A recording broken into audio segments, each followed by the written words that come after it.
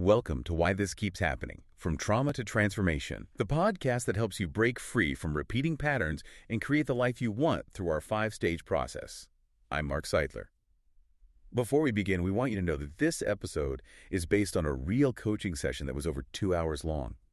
We've condensed it down to the key insights and breakthroughs to protect our clients' complete privacy. The voices you're hearing are AI-generated to keep our clients fully anonymous. This allows us to share real transformational moments from our coaching work. In today's episode, Becoming a Bodybuilder of Love, you'll discover why your past doesn't have to be your future foundation. The secret is shifting from a victim mindset to being a powerful creator, and how to use your greatest challenges as the weights that make your love muscle stronger. I mean, right out of the gate, I just have to be totally honest. I am so exhausted. And I don't mean just like I need a nap exhausted. Yeah. I mean my soul is tired. It's this 3 a.m. wake-up call almost every single night. It's like a starting gun goes off in my brain. Right.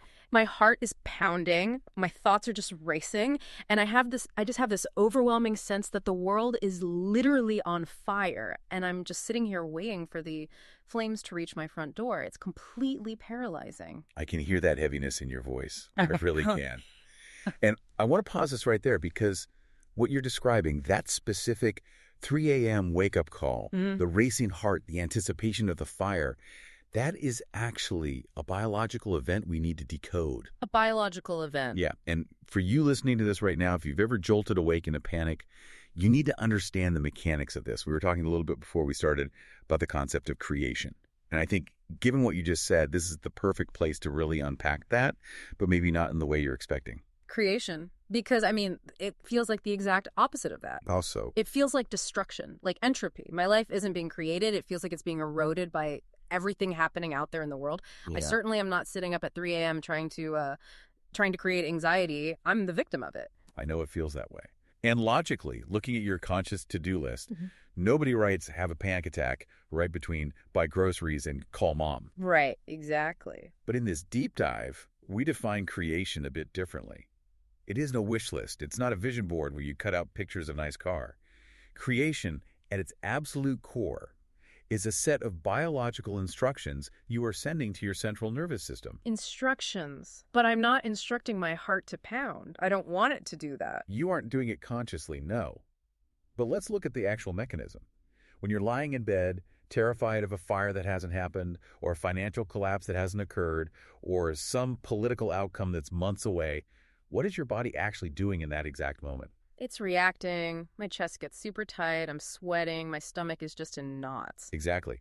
Your hypothalamus is triggering your pituitary gland, which is signaling your adrenals. You are flooding your entire system with cortisol and adrenaline. Fight or flight. Yes, you are physiologically preparing to fight a tiger or run from a literal wildfire. Now, here is the crucial question. I want you to really think about this, and I want everyone listening to think about this too. Does your body, your heart, your lungs, your blood vessels know that there is no actual fire in your bedroom? I mean, no, I guess not. Not in that moment. It feels completely real. Precisely. To the primitive parts of the brain, the amygdala, the limbic system, a vividly imagined threat and a real threat are totally identical. The neurochemistry is exactly the same. Wow. This brings us to the rain dance concept we touched on earlier, but I want to go way deeper than just the folklore of it. Okay. When indigenous tribes danced for rain, they weren't looking up at a blue, empty sky and begging, please, please let it rain. They weren't. No, because begging implies lack. It implies the rain isn't here, which confirms the state of drought. So what were they doing then? They were dancing in the mud. In their minds, they were feeling the humidity on their skin. They were splashing in the puddles. They were smelling that ozone smell right before a storm hits. They were feeling it as if it was already happening. Exactly. They were generating the state of rain within their own bodies before a single cloud appeared in the sky. So they were basically hallucinating. In a neurological sense, yes, Right. absolutely. They were simulating the reality so perfectly that their internal state shifted to match the outcome they wanted. And this is the hard truth here, and I say this with total respect for the pain you're Okay, in. lay it on me. You are a master creator. You are, right now, the Michelangelo of anxiety. Oh, wow. You are simulating the jail cell of fear so perfectly, with such high fidelity, that your biology has actually moved into the cell. You have created a reality of imprisonment without anyone ever locking a door. That makes me feel sort of sick, actually. Sit with that for a second. You're saying I'm doing this to myself because I look at the news and the world is actually dangerous. It's not a hallucination. There are wars, there's violence, the economy is incredibly shaky. I'm not making that stuff up. No, you're not. If I just stopped worrying, I feel like I'm just being naive, like I'm sticking my head in the sand. This is the most common resistance to this work, and for anyone listening who feels that exact same defensive spike, know that it's a completely valid point.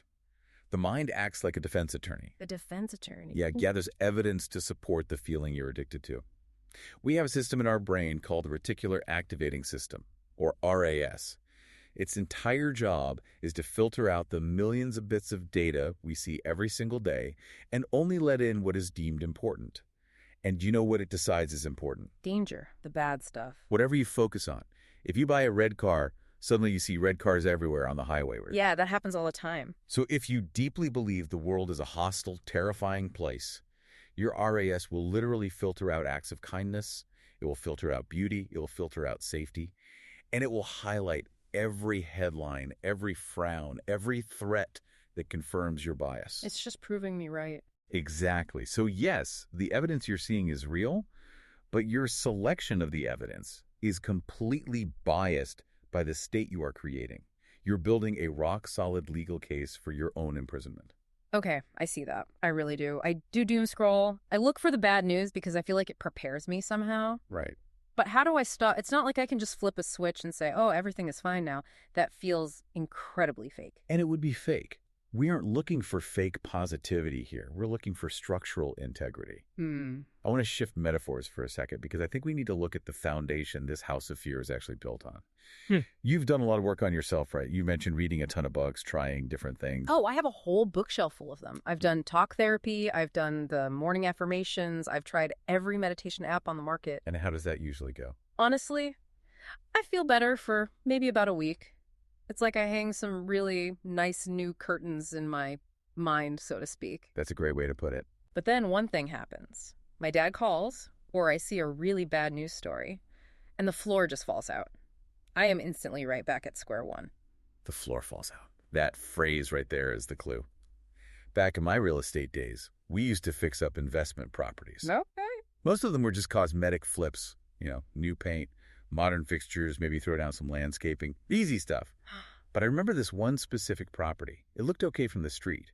But when we walked in the front door, the smell hit you like a physical wall. Oh, gross. Like mold. Way worse than mold. It was this toxic cocktail of rot old animal waste ground deep into the carpets and a pool in the back that had turned into a literal biological swamp. Green, thick, festering. Ugh, I can almost smell it. The house was rotting from the studs out. The concrete foundation itself was cracked and leaking moisture. Now, imagine if I had turned to my crew and said, hey guys, let's just hang some really extensive velvet curtains and put a nice coat of beige paint over that black mold. It would bleed through in a week. The smell wouldn't go away at all. Exactly. And even if it didn't bleed through visually right away, would you be able to sleep soundly in that house? Knowing what was breathing behind the drywall. No way. It's totally toxic. You'd get sick just breathing the air. This is exactly what I see happening with you, and frankly, with so many people listening to this deep dive right now. You are highly intelligent, you are motivated, and you are trying to hang beautiful curtains. Your meditation practice, your career success, your intellectual understanding of your trauma, you're hanging all of that on a structure that is fundamentally compromised. The foundation. Yes. Yeah. The foundation of your psychological house was poured by your parents. And we have to be honest, brutally honest, about what they actually put into that concrete mix. Fear. Pure, unadulterated fear. Fear, yes. But also very specific beliefs. Beliefs like safety is impossible or joy is suspicious and you are ultimately helpless. Yeah, that's exactly it. That is the concrete slab you are standing on every single day. As long as that foundation remains, any structure of happiness you try to build on top of it is going to be incredibly unstable. It's not that you aren't trying hard enough. It feels like I'm failing all the time. You aren't failing. You are trying to build a beautiful skyscraper on quicksand. We don't need a renovation here. We need a demolition. Demolition sounds violent. And honestly, impossible. That's my history. That's who I am. You can't just jackhammer out your own childhood. I can't change what happened to me back then. You cannot change the history. That's true. The events happened. But the foundation, the beliefs, and the neural pathways derived from those events, that is absolutely removable. It isn't who you are. It's what happened to you. There's a massive difference there. It feels like the same thing most days. I know it does. But chopping out the foundation means looking at that concrete slab of fear and saying, this is not mine. This was forced upon me, and I am no longer willing to build my life on it. It means we have to pour a completely new foundation based on who you choose to be, not who they needed you to be to survive their household. I really have tried to get away from them. I moved 3 states away. I've gone no contact for months at a time. And did it work? No. The rage is still there. I look at my dad and I just see a bully. And I look at my mom and I see a coward who just let him be a bully. And honestly, I've just given up. I don't expect them to change anymore. I just want to be left alone. I want to gently challenge you on that specific phrase, I've given up. Why? It's the truth. Because in my experience, and in the work we do, there's a massive canyon between resignation and release. And right now, just listening to the tension in your voice, I think you are camped out in resignation. What's the difference? The result is the exact same. They don't change. The result for them is the same. The result for you is completely different. Resignation is passive. It sounds like, I know they won't change, but it sucks. I'm sitting here in the wreckage of this house, really angry that the contractors aren't coming back to fix it. Yeah, that's fair. Resignation is heavy. It's a victim state because you are still waiting. You've just decided that the wait is going to be forever. You're still hooked into them just through the back door of resentment. Okay, that hits pretty close to home. So what is release then? Release is active. It is a surgical cutting of the energetic cord. It's looking at your parents and fully realizing you are incapable of giving me what I need. And then, and this is the absolute hardest part, you stop going to the hardware store for milk. The hardware store for milk. Then think about it. You keep going to your parents emotionally, mentally, looking for nourishment, looking for safety, waiting for an apology, wanting them to finally just see you. Yeah, I guess I do still want that. But they are a hardware store. They sell hammers and nails and saw blades. They do not stock milk. They never have, and they never will. Release is grieving that fact. Grieving? Yes. It's crying for the little girl who didn't get the milk she desperately needed. But once you grieve it, you stop banging on the front door of the hardware store screaming, "Where is my milk?" That makes me feel incredibly sad. Like there's this deep ache in my chest right now just hearing you say that. Good. Let that ache be there. For anyone listening who feels that exact same ache about a parent or an ex, that sadness is the doorway out. Anger is just a shield. Grief is the actual wound. If you can grieve it, you can heal it. As long as you stay angry, you're actually making them the gods of your universe. I definitely do not think of them as gods. I think of them as damaged, dangerous people. Intellectually, yes, you do. But emotionally, if your internal peace depends on their behavior, or on them apologizing, or on you proving them wrong in your own head, you have granted them omnipotence. I see what you mean. You're essentially saying, my happiness is conditional on these two people. You have handed them the remote control to your central nervous system. Release is taking that remote back and saying, you are just people, flawed, broken products of your own broken parents. That generational thing. I know it's true. My grandfather beat my dad. My dad learned that rage was just how you survive. He didn't invent the rage. He just inherited it. Right. It's a machine, a generational trauma machine. Mm-hmm. Your dad was fed into it. Your mom was fed into it. Think about your mother for a second. She taught you fear, not because she hated you, but because she loved you in the absolute only twisted dialect she could speak. How is fear love? She thought, if I make her terrified of the world, she'll never let her guard down and she won't get hurt. She was trying to armor you with anxiety because that was the only version of safety she ever knew. Wow, that's actually really true. If I was happy, she would completely panic. She acted like my happiness was a blindfold. Like if I was smiling, I wasn't watching the perimeter for an attack. Exactly. So in her mind, crushing your joy was a protective act. Now, we can acknowledge that is a sick, totally broken system without excusing the abuse. But understanding the mechanics of that machine helps us take it apart. Yeah. You don't have to stay in the machine. I want to get out. I really do. But I feel like I just don't know how to create anything else. I've only ever known the machine. My brain is hardwired for this. I don't believe that's true. And I think you are vastly underestimating yourself. I want to do a little excavation here. Okay. I want you to close your eyes for a second. Take a deep breath. I want you to go back. Dig deep into your memory. Tell me about a time, maybe when you were younger, where you just decided to be happy despite everything going on around you. A time you created a new reality just because you wanted to. Let me think. There was a time, it's kind of faint, but ninth grade, Tell me about ninth grade. Paint the picture for me. I was the total outcast.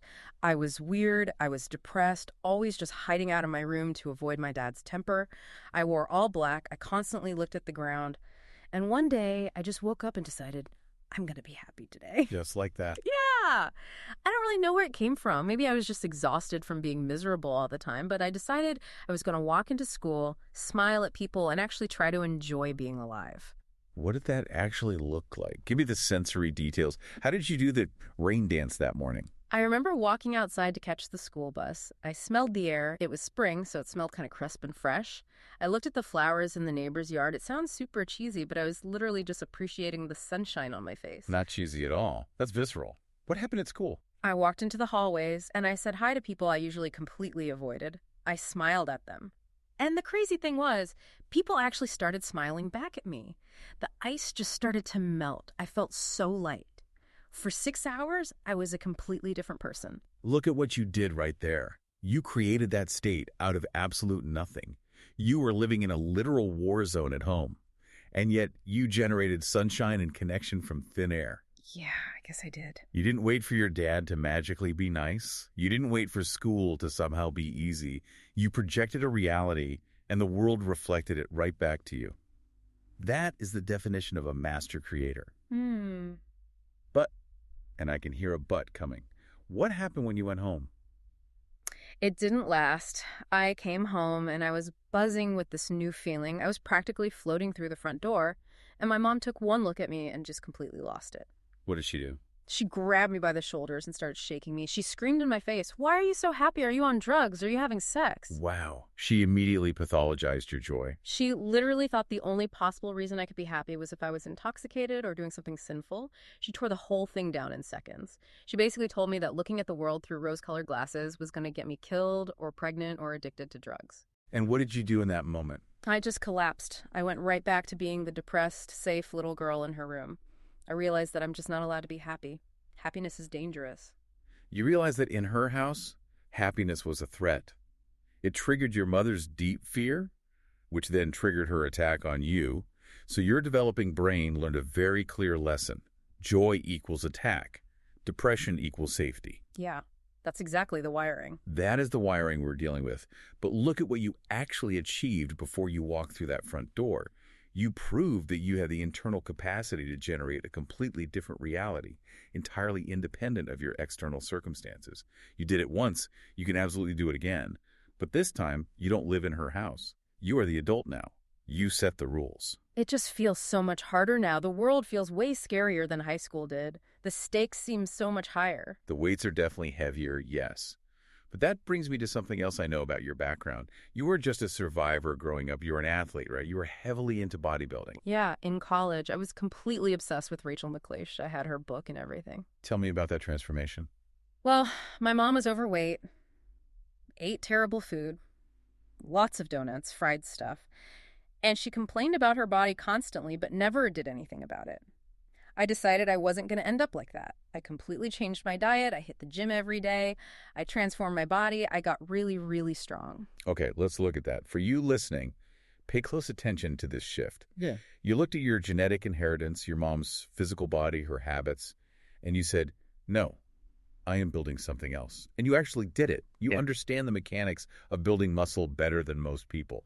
So tell me, physiologically speaking, how do you build muscle? You have to lift heavy. You have to create resistance. Right. You literally tear the muscle fibers. They're called microtears, so that when they repair themselves, they grow back thicker and stronger.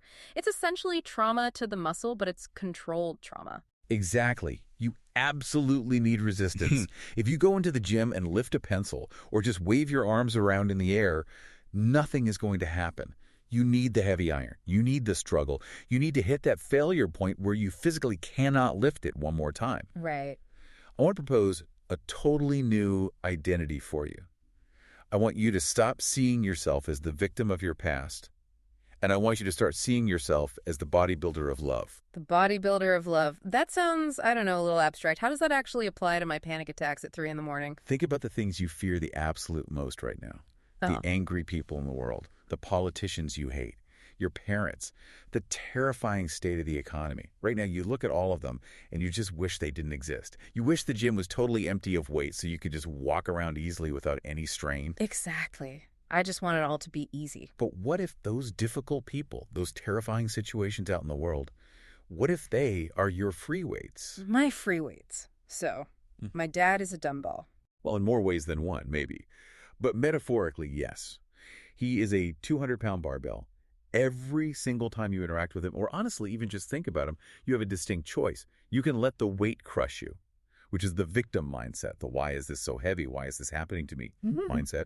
Or you can use that interaction to exercise your capacity for boundaries, for compassion, and for maintaining your own internal state of love despite the immense pressure. So when I see something horrible on the news that makes my chest tighten and makes me panic, that's a rep. That is a rep. That is a heavy set of squats. You look at it and say, okay, here is hatred, here is fear. Can I hold my center right now? Can I stay in a place of love and safety even while this terrifying thing exists?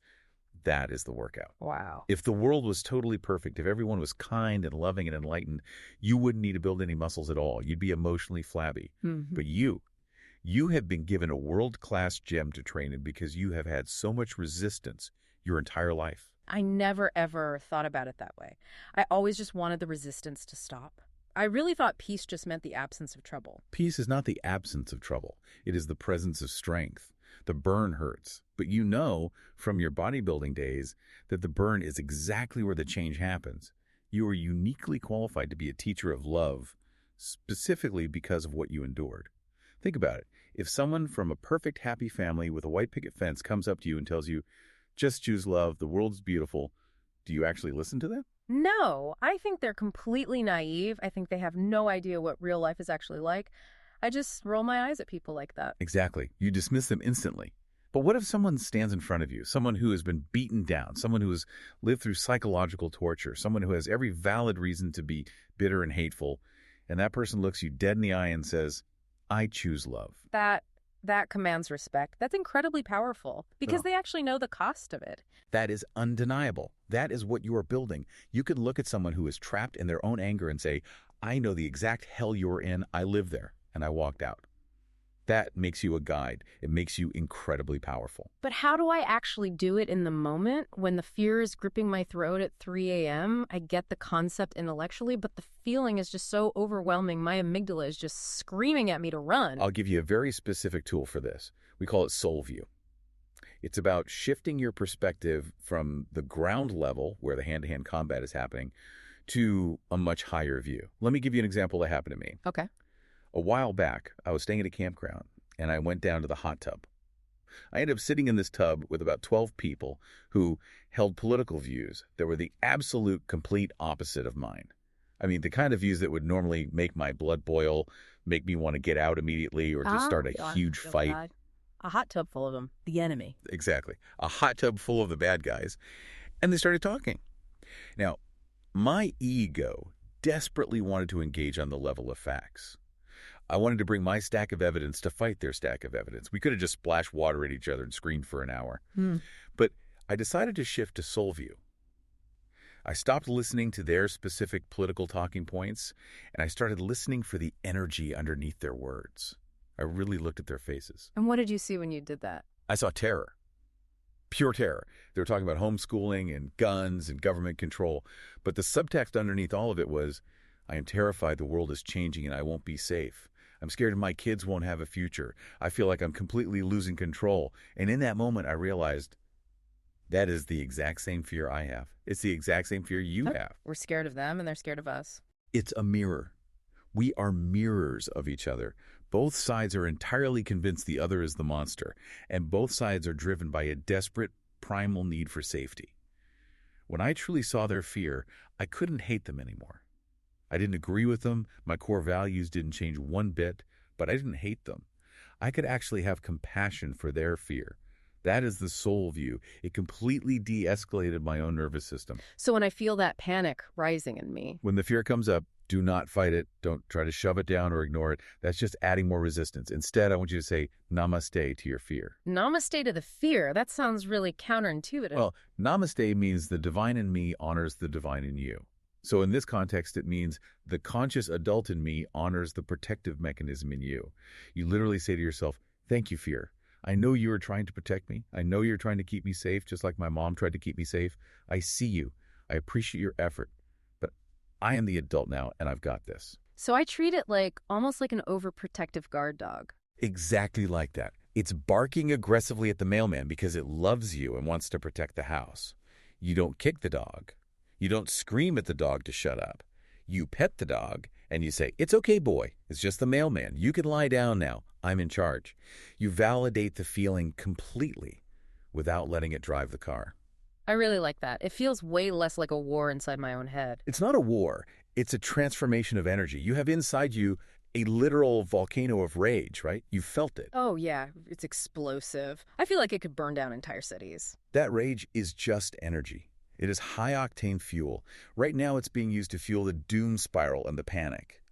But the energy itself is neutral. You can take that exact same intensity, that same volcanic power, and redirect it into a volcano of love.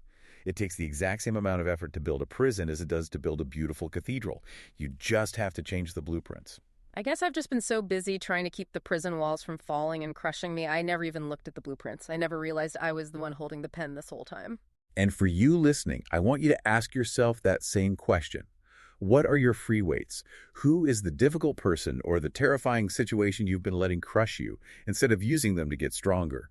How are you letting the hardware store dictate your happiness? Because that ends today. You are the architect. You are the bodybuilder. And every time a challenge comes up this week, a scary headline, a memory of your dad, a moment of panic at 3 a.m., I want you to smile, feel the weight in your hands, and say, here are my weights. Time to get strong. Okay. Time to do some reps. Time to do some reps. You've got this.